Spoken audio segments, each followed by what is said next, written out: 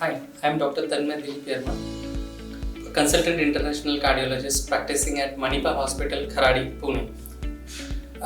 Nowadays, we are coming across many people who are having coronary artery disease or cardiovascular diseases and who are even presenting to hospital with acute heart attacks. Especially, I am talking about many young people in their third or fourth decade where they are coming to hospital with acute heart attack. So, I am here with you to throw some light on coronary artery disease and coronary angioplasty.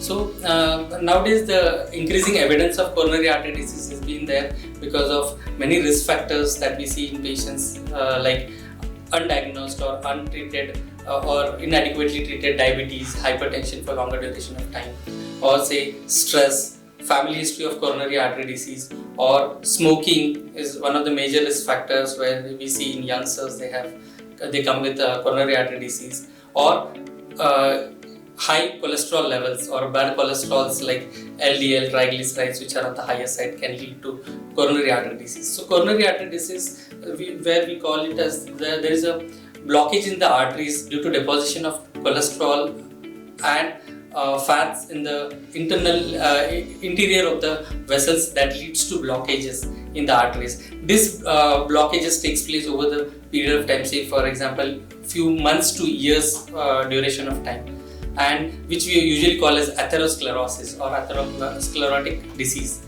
So this blockages usually over the period of time leads to various symptoms for the patients which they present to hospital with chest pain while walking, or effort angina, shortness of breath or breathlessness during some exertion or on walking.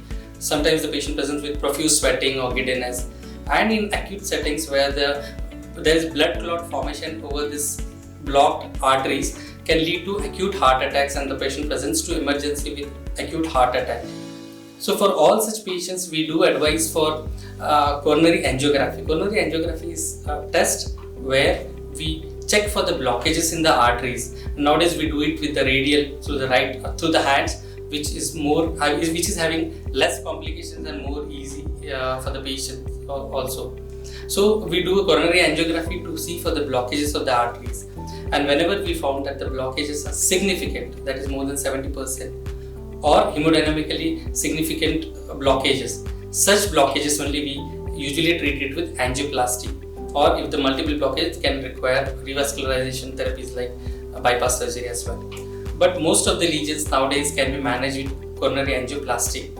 So angioplasty is the procedure where we open the blocked arteries through percutaneous intervention. We also call as percutaneous coronary intervention. So where we using some hardwares like wires, balloons, we open the blocked arteries by balloon dilatation, which are very minute small balloon which we use to open the blocked arteries, and in that area we put a stent.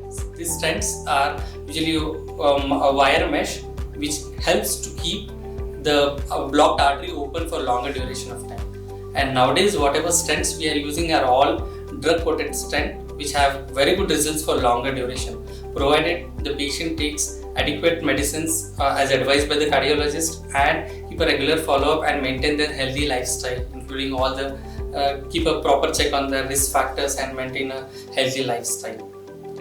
So once the coronary blockages is open, the stent remains patent for longer duration of time, and most of the patient might not even require further therapy for it.